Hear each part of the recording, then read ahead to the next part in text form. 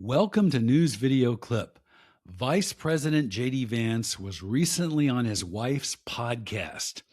Now they're expecting their fourth child. So JD was talking about how easy it is to have children when the government is paying for where you live and you have this government staff taking care of you. Here's I've Had It's Jennifer Welch, and she has the clip of JD. Let's watch.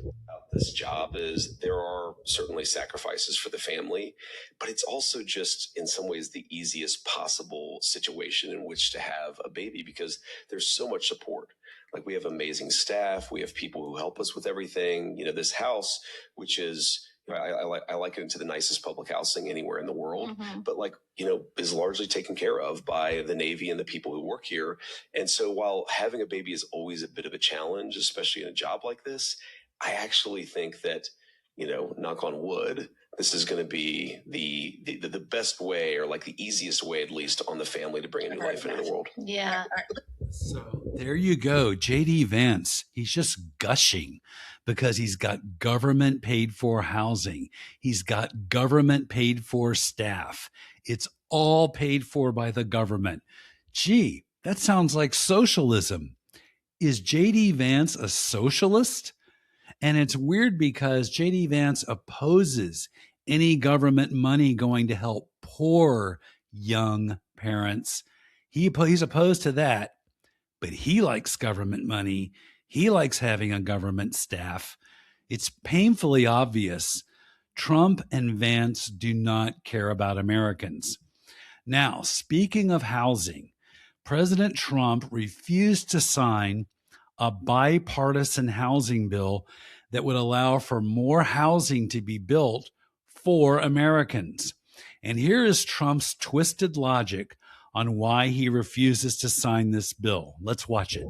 About what? The housing bill that you didn't sign today. No, I said I'm not signing the housing bill. I want to see what happens with it. Look, the housing bill is housing. I made billions of dollars with housing. I know housing better than anybody, maybe anywhere. It's all about the interest rate.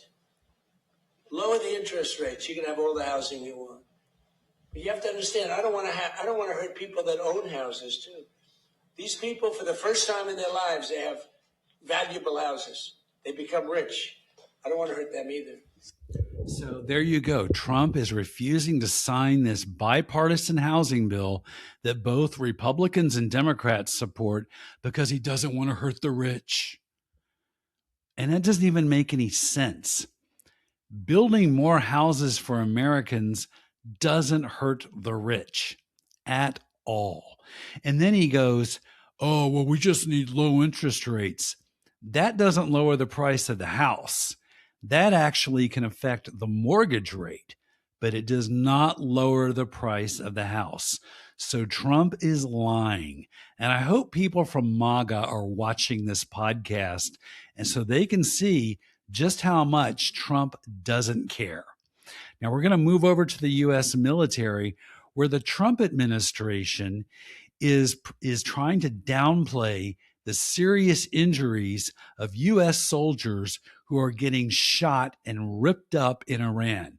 Here's a report from CBS News. Since the start of the war with Iran and Operation Epic Fury, some 400 U.S. soldiers have been wounded in the conflict. Defense Secretary Pete Hegseth said 90% of those suffered minor injuries and returned to duty.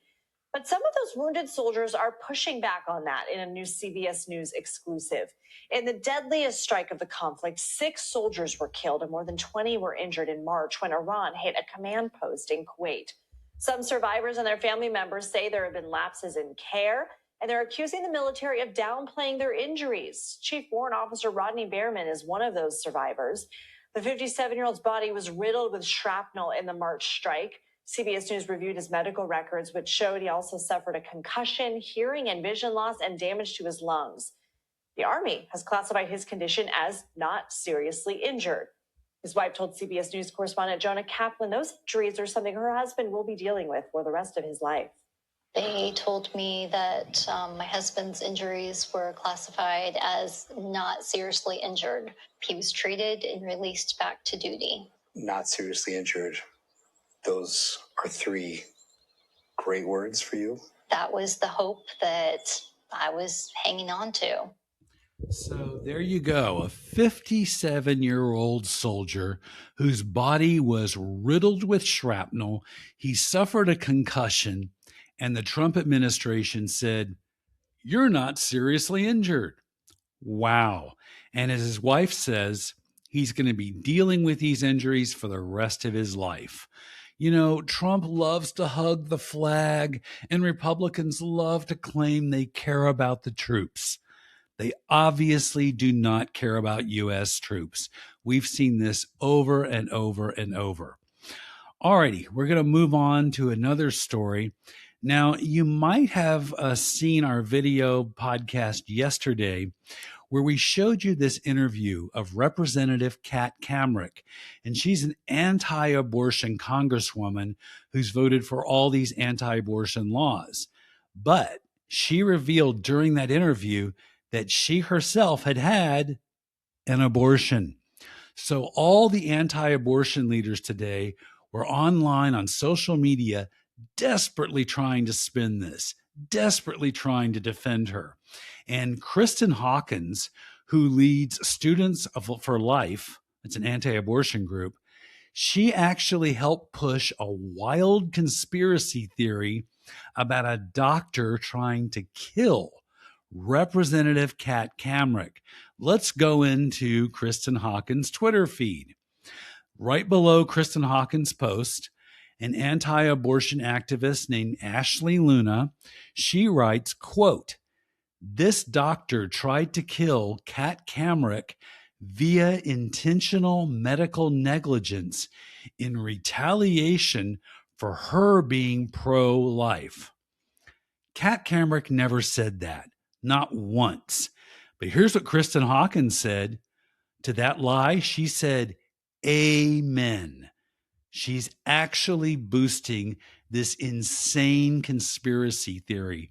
And it just shows you how desperate these anti-abortion fanatics are. They will tell any conspiracy theory, they'll promote it no matter what. They just don't care about the truth.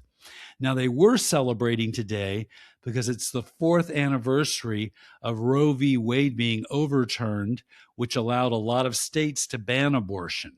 So they were cheering and, just so happy. But here's something they didn't mention. This is a Forbes article.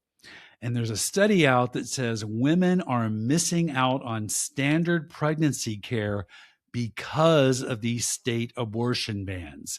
Now, we're going to put a link to that entire article right below this video. We're also going to put links to all of our stories below this video, because we are not like Kristen Hawkins, who gets paid 6 figures to lie. We are not like the right-wing podcasters who are paid influencers who get paid to lie. Joe Rogan, Riley Gaines, Benny Johnson, Tim Pool, Jimmy Dore, all of them get paid to lie. They never back up their stories. We do. Alrighty, I want to thank everybody who has subscribed to this channel. Thank you guys so much. If this is your first time watching this video, please like and subscribe. Or if you hate it, please subscribe. Or if you hate me, definitely subscribe. Alrighty, we'll be back later with more news.